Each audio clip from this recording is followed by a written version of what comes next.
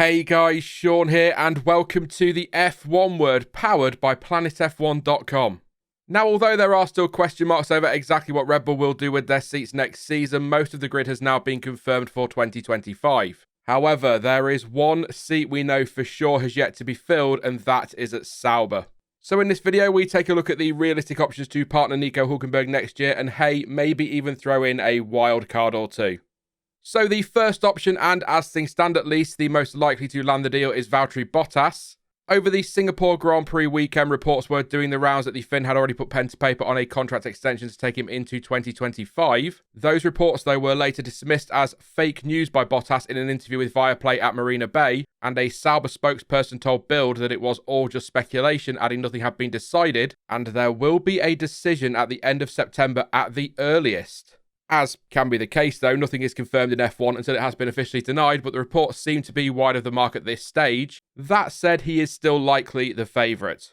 But why Valtteri Bottas? Well, he is a massively experienced driver and has won races in the sport, 10 wins in fact, so that is an attractive prospect when you consider the rebuilding job at hand as the team prepares to become Audi in 2026. They need drivers who know what they are doing in F1 rather than having to worry about getting a rookie up to speed or potentially at least having to deal with paying for any crash damage.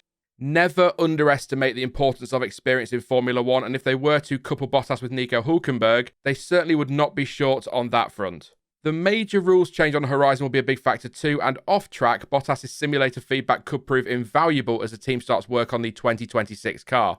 He certainly would not be a long-term solution. It may well be that he only gets a one-year deal for now, but although he's endured a tough season and is currently sat 22nd in a 20-car championship in a pretty awful car, it's got to be said, he is still a safe and proven pair of hands, although probably not the most inspiring choice, at least from the outside looking in.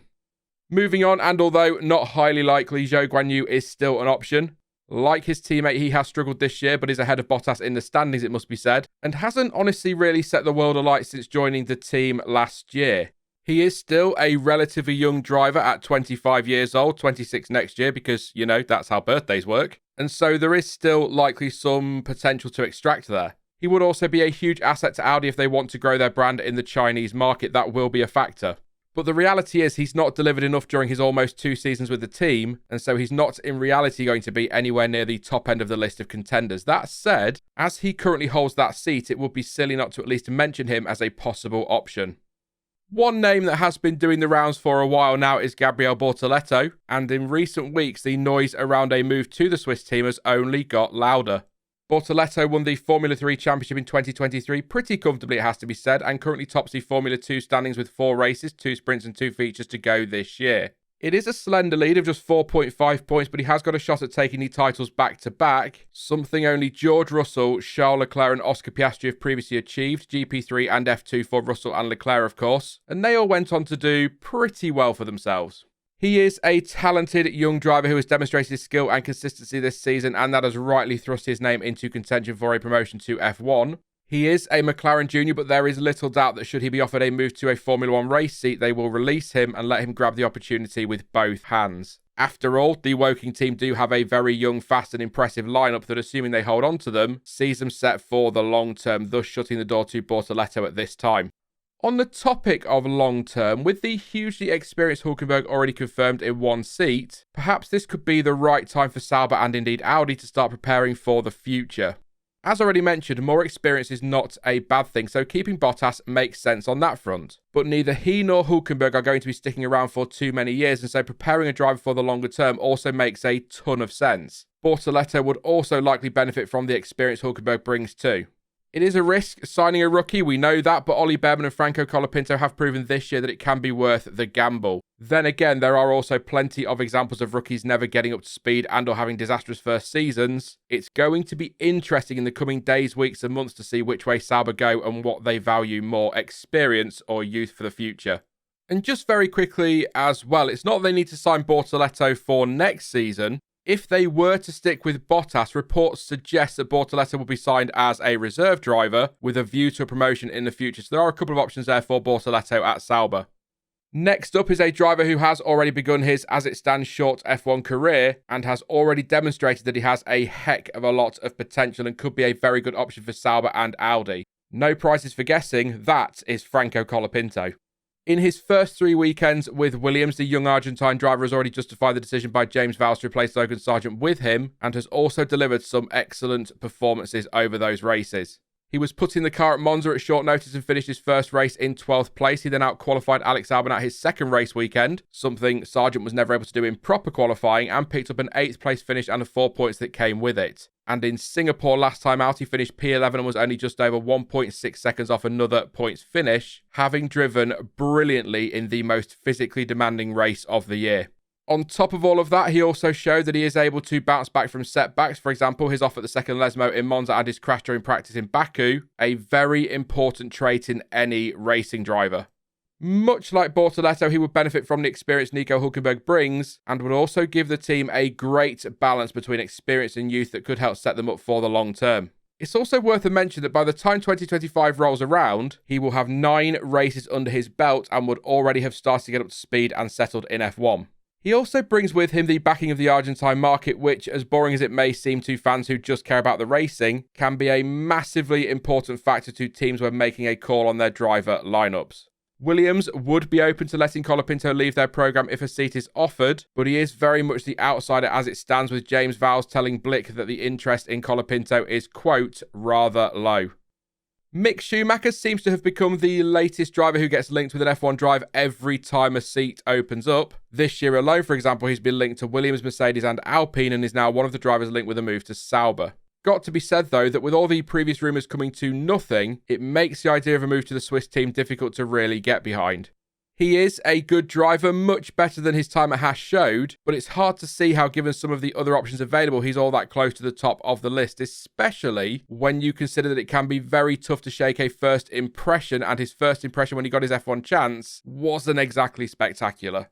He would give Audi an all-German lineup for their return in 2026, which, from a marketing point of view, yes, we're back there, wouldn't be a terrible idea, and there is still potential to unlock in the driver there. It is unlikely to happen, yes, but much like Zhou, he is still a possibility and so well worth a mention. Now, you could class Schumacher as a wild card, but the rumours linking him to a seat do exist, and so he goes on the shortlist of more likely possible replacements than perhaps this next bunch of drivers, which we're going to call wild cards. Super quickly, Zane Maloney was going to be one of the wildcard picks because he's enjoyed a really good season in F2 and currently sits top 3 in the standings. He is also a Sauber Academy driver. However, it has now been confirmed that Maloney will race for the Apps Formula E team in, funnily enough, Formula E in the upcoming 24-25 season. So that move rules him out. Then again, Alex Albon was going to drive for Nissan Edams in 2018-19 and ended up driving for Toro Rosso instead, and later that year became Max Verstappen's teammate, so you never know and all that. As we are talking about Sauber Academy drivers, Teo Pourchaire could be considered an outside choice too. Again, though, he doesn't seem to be getting too much of a mention. In some ways, that seems really odd, you know, the fact that the likes of Bortoleto and Colapinto are considered more likely options than an actual Sauber junior, and, of course, an F2 champion. And it seems as though he will only be considered if everyone else turns down the chance to drive for the team next year. He could well be a decent long-term option, and much like the other young drivers mentioned, has a lot of potential still left untapped. Okay, yeah, his title-winning F2 campaign was a tad underwhelming, it must be said. After all, he only won one race all year, and that was the season-opening Bahrain feature, and his title campaign was more about consistency than anything else. Not that that's a bad thing, but it's not quite as spectacular as winning plenty of races, is it? Then again, at least he got it over the line and actually won the title, unlike other juniors who have made the leap to Formula One over the years. He did okay in IndyCar this year too. In the 6th race he took part in, scoring 91 points and taking a top 10 finish in Detroit. Again, though, it is a long shot that he will get the call, but never say never. Stranger things have happened in the F1 driver market over the years, that's for sure.